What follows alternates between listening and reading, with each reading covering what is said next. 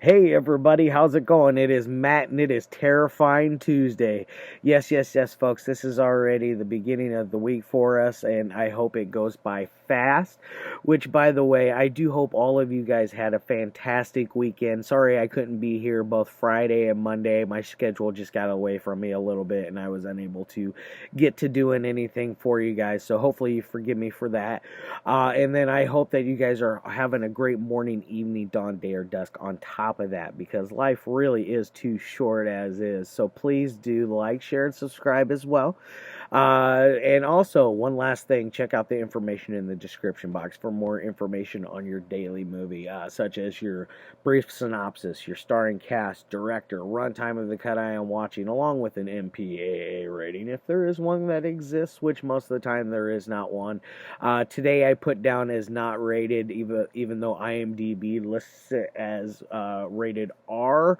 I would say it's probably PG-13 at the most. So definitely, that's why I kept today's not rated for you. So if you have any kind of quarrels with that, I'm sorry. I just figured it was easier to do it that way. And this one came out back in 1985, and this is a very, very good one. I'm going to grab my nifty box set that I got here. It is the House Complete Collection. I'm going to try to get out the first one here. Either way, I got the first one here, which, by the way, this says it's a Region B. This works in Region A players, just to let you know, and it's got all four of the House movies in there. Very, very cool collection. I'm very happy to have them in my collection, and they are from the Arrow Video line. Just to let you know, they got them sweet clear cases on them. It does have a reversible artwork with the newly commissioned artwork right there, which being that I bought the UK version, it's got that silly little 15 logo down there, which I'm not really too hip on that new artwork anyway, so I flipped it around to the old school because that's the way I am. I'm old school to the bone. But either way, it definitely is a packed to the gills with special features as well. There's like an hour-long making of feature, which is very, very nice. It's new, and or at least when this came out, when I believe it was 2017 was when they released this, re-released this set. But either way, it's a newer making of feature, which is really nice. And then they have a retro making of feature, which is very cool as well. It shows everybody talking about it when they were making the movie, milking the movie. Oh, gee, mini Christmas, Matt. But either way, when they were making the movie, it has a lot of that old school stuff on there. Very, very cool. A lot of interviews with all the main cast, William Katt, George Wendt. No Richard Moll. I don't remember seeing him on there, but we did have Lenz in there as well as Shannon Shea and. Oh, there's a lot of people. This movie, or this one, is, like I said, packed to the gills with the special features. So if you're a fan of the special features, go ahead and get yourself this Arrow Blu-ray. You can buy it single edition as well, or you can buy it in the 4-pack that I got, or the U.S. release is called Two Stories. It's only the first two. It doesn't have 3 and 4 in there. So go if you really want to be a completist, go with that complete house collection on the European one. It is region A and B, so you should be able to play it. I tried it in all of my players and all of my non-regional free players in the house, and it played on everything I got. So definitely don't let that region B code on there scare you away, because it's not. Maybe the first editions of these were, but all of them that are coming out now definitely are not. Either way, now that I got all that out of the way, let's go on to what this thing is actually about. It's about a guy named Roger Cobb. Roger Cobb is a divorced horror writer. He writes different novelists. He's kind of a Stephen King type of writer. He does stuff like that. he recently has moved into this house that was owned by his aunt, which he has inherited from her because she died. Everybody in the neighborhood thinks she was kind of a cuckoo and this and that, and then she was a painter. She had all kinds of different crazy paintings around the house that were very visceral and kind of scary in ways, stuff that normal paintings would not possess. But either way, it's not. It doesn't really pay anything into the as far as the overall flow of the story. But it's a nice little background piece for you to add a little more character to the aunt, which is barely in this. You see her at the very beginning. When she or at one point when she hangs herself, and then that's about it really. And it's one of those, it's done through a hallucination type thing, because the house is haunted and it does play tricks on anyone that lives there and goes there, so it does mess with you. And it's very malevolent. It's not nice spirits. These spirits are out for blood. They're out to really hurt you. They do not care about the living. One of those kind of things. So they're very, very creepy, scary kind of ghosts. Which when you see the creatures, they're very cool looking. They're they kind of remind me of Jim Henson's stuff, but not Jim Henson. It was done by a bunch of other people that went on. Like, one of the guys went on to do Aliens. One guy did Return of the Jedi. Like, there's a bunch of different bigger players as far as special effects guys that were working on this. And as far as stunts go as well, Kane Hodder came in and he did a couple of this. He did one stunt, and then he was a stunt coordinator for the rest of the film. Which there are some interesting stunts, especially ones that William Katt does himself, like where he at one point he gets thrown down stairs and he backflips down it and all that jazz. He jumps down these stairs at one point, runs and jumps down another set of stairs and slides down on his knees. Like, there's a lot of little action sequences for this movie, and that's not counting anything that all the action that is when he's encountering these malevolent beings, because they definitely they give him the run. They run his mind through the gauntlet. They run his body through the gauntlet. It's very grueling what they do to him. It's kind of it's messed up, some of the stuff they do, because like they mess with him because his son was kidnapped. There's a scene where he's outside working on the yard, whatever, and the son disappears, and it's clearly a like a nightmare type sequence.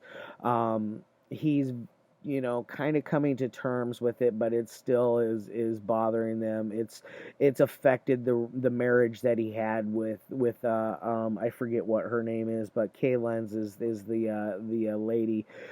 She plays his ex-wife, and she's a daily soap opera actress. So she is definitely into money herself. They both come from well-off families, or at least they show that they're well off, like they have no worries in the world, because this house is ginormous. It's a mansion. But anyways, where was I going? Oh yeah.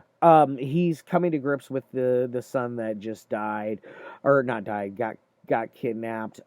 So he is trying to get himself back to his normal self, or at least back on a regular, somewhat regular life, considering that everything that has happened to him. It's kind of hard to just like forgive and forget about your child being kidnapped. So I imagine that would cause a lot of inner turmoil, especially since he was the one basically in charge of watching him at the time. You know, he was outside working on the yard, and the kid was right there one moment, and the next moment gone. He goes out to the front yard yelling for him, where you at? Where you at, little Billy? That wasn't his name, but I'm just going to call him Little Billy. Little Billy is obviously somebody kidnapped him because you see a car race off, speed off. They never really go into any of that. They could have gone into that direction and really made the movie scary, but they decided to go in a comedic route on this. Because, like, the creatures, there's like a swordfish that comes alive.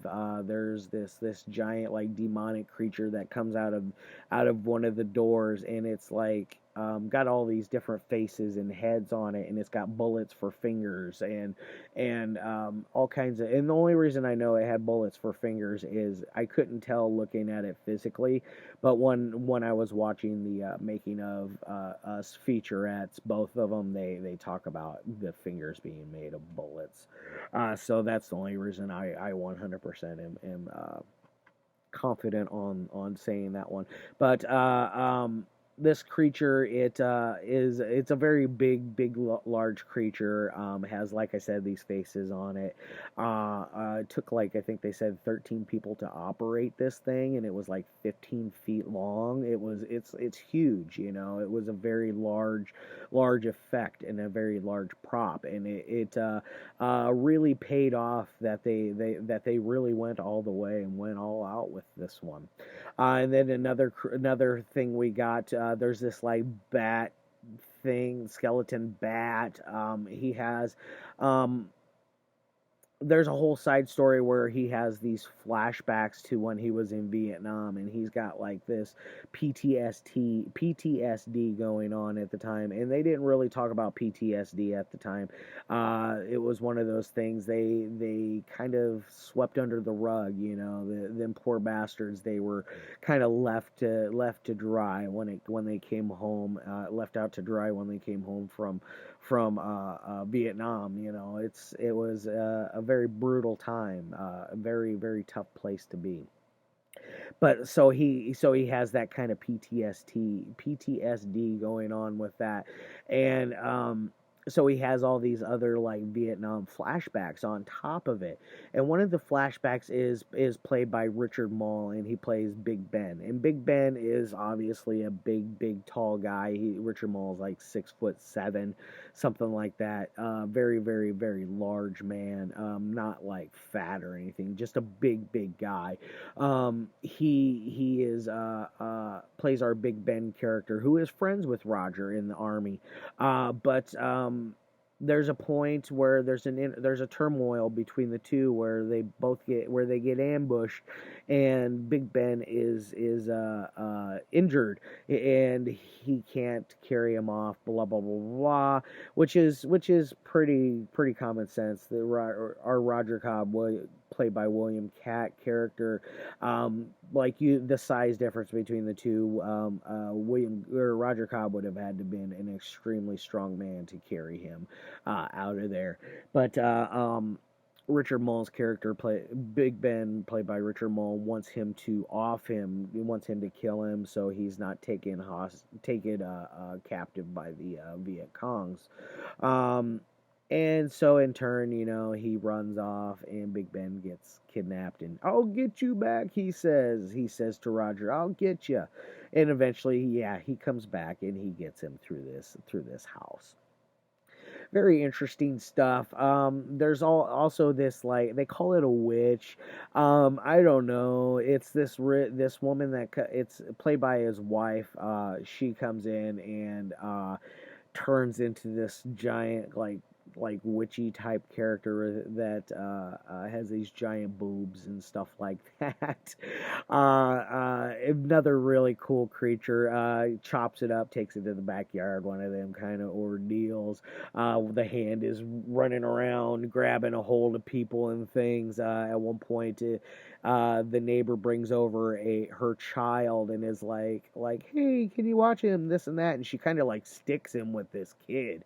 It's kind of messed up. I would have been pissed, like, I love children. Y'all are, children are cool, they're fun, they're great, but you don't stick somebody with a child when they don't want to be stuck with a child, especially when you first meet them, like within the first like day. Like, oh yeah, by the way, I'm gonna have you watch my kid while I go out and do whatever.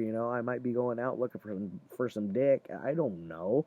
Um, Either way, she pawns off this child on him, and it's funny because at one point you see this hand. It's crawling on. It's got a hold of the back of the kid's collar, and it's like crawling around on it. It's kind of funny and cool. Um, Now, as far as anything else would go on the story, I don't want to give anything else away, other than he is a Vietnam vet with PTSD who is a divorced horror writer that has lost his child and is moved into a haunted house that was left to him from a crazy aunt, and he is going through all of the flashbacks, and he is dealing with all of these different things that the house throws at him, because it feeds on your fears, if that helps you get a bigger idea of what this movie is about. Now, as far as any kind of ratings would go on a technical side, this thing's done really, really well.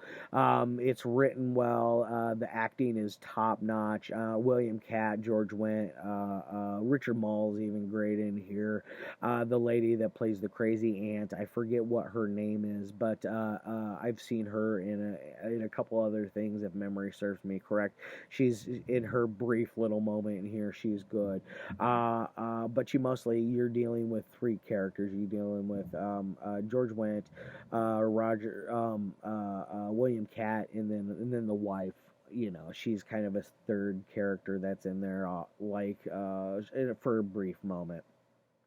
So I'm gonna say that on a 1 through 5 scale, for like a technical ability, it's probably a 3.5 to a 4. Entertainment side though, that's where this thing rocks and knocks it out of the park, guys. This thing is absolutely solid from beginning to end. Like I said, the acting is on point. The story works. There's no really boring parts in it, unlike my reviews. I know I get a little boring sometimes, but that's okay. Either way, it's a very fun flick. If you couldn't tell by my review, I highly recommend this one. On a 1 through 10 scale, and an overall scale of what I would give this thing, I would say this is a 7 out of 10. It is definitely above average. It could be better, and it could be a whole hell of a lot worse. And I'm glad it is what it is. I think it's perfect for what it is, and the sequels are pretty fun. Part 2, I really like. 3, 4, they're shaky, but they have entertaining parts to them. 3 really ups the ante with as far as gore goes. 2 is a little more PG-13, I believe, and then 4, I can't remember. I think they go rated R with that one. Can't remember. It's been a hot minute since I've seen part 4. Anyways, I'm going to get the hell out of here. Definitely check this out. 7 out of 10. House, definitely check it. 1985. Runs at 1 hour and 32 minutes. Love your faces, and I'll see you tomorrow. Tomorrow I'm going to be doing something super edgy and in Espanol. Something that I needed to rewatch, and I was asked a long time ago to review it, and I'm just now getting to it. Sorry for that. But tomorrow, tune in for a very, very interesting, edgy, messed up, extreme movie. All right, love your faces.